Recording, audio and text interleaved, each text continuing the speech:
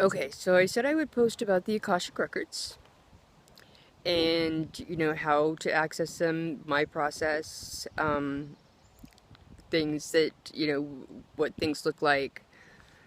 Um, Akashic is your soul, the Akashic Records are your soul's life records. They are every action, emotion, word, thought you've ever you've ever spoken in every lifetime. They are your soul. Every lifetime you have had, that your soul, it is, that record is there. Um, the there are different ways anybody can read the Akashic record. It doesn't take any special abilities. How I learned how to do it was through reading a book, and I started out with reading my own, and then started reading it on friends, and then then progressed to getting the courage to read others. I meditate ahead of time to ask for guidance, and so that the right intent is there. But I also make sure that I have permission, written permission, from the person that I'm going to be reading, with the date that I'm going to be reading, and that also sets the intent and the knowledge. And that way, when I get there, that the Lord's and the masters and teachers of the records already know that that is the person that I'm going to be reading for, and that the records are already there and ready for me, and open. You can do it through meditation. There are lots of meditations on YouTube that you can access. You can do it through tarot, or do it like I did, through reading a book.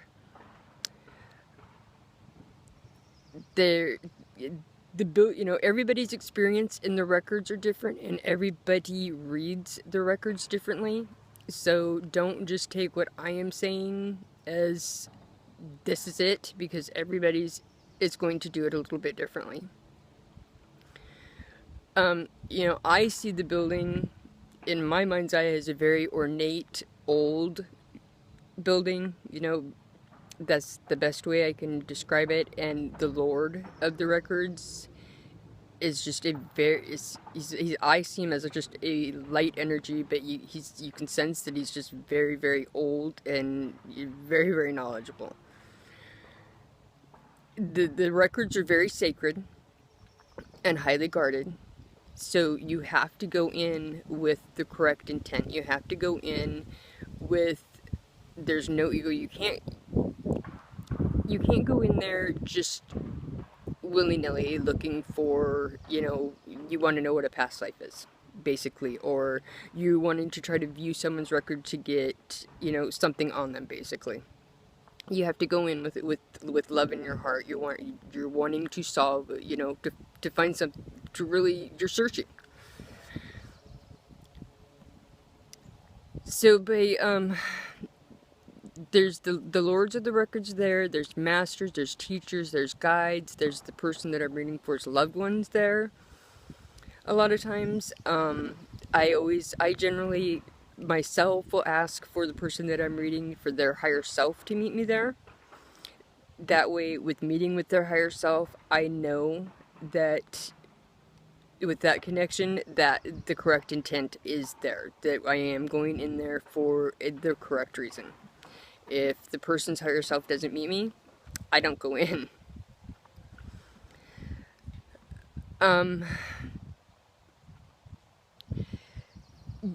There is no time base on the other side, so questions as of like when, how long, that type of thing, those can't be answered. The future, there's so many different, because of free will and choice, so many different options of the future.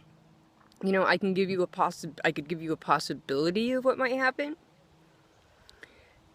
but any choice you make can change that possibility. And I'm, generally when I ask a question, I'm shown what is relevant to the answer that the person is looking for. Not just hopping around, to each past life. I'm shown the specific thing that is for what the person is asking. and even what I'm asking. You know, I'm not just hopping around my records like crazy. As far as messing things up, I don't know, because you can't really change anything if you go in, like I said, going in with the wrong intent. They usually don't let, you know, in my personal experience, if the right intent isn't there, you can't go in. So, that's been my experience there. As, trying to think of what some of the questions were. It's just a very calming, you know it's a very holy place when you're there, and you know that you need to trying to think of the right words. It's just a very spiritual place. You know it's a very solemn, or not solemn,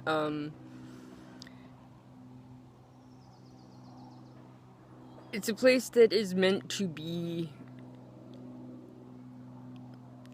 where you're, knowledge is kept there. I don't know what else to say. It's quiet. It's not highly lit. That's been my experience. And how I see things I usually will, I won't actually hear like their voices, but I will feel it in my heart when the answer is right. I will hear it in my head and feel it. And then I will see things play out in my mind's eye. I will see it and relay it.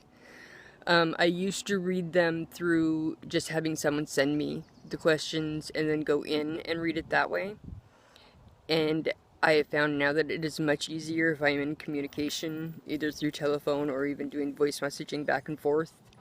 Doing that way, and then I'm getting clearer answers and able to answer better that way.